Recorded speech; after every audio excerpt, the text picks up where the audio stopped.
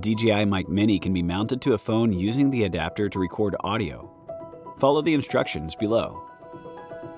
Power on the transmitter and receiver and complete the linking. If you purchase the combo with 2 transmitters and 1 receiver, the device will automatically power on and complete the linking when taken out of the charging case.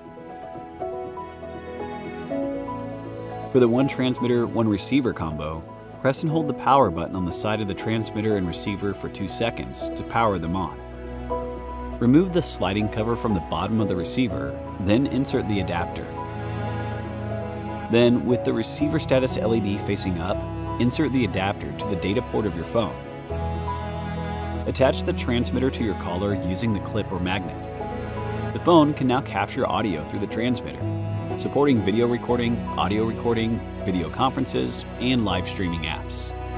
For extended filming or live streaming, it is recommended to use the adapter to mount the receiver to the phone.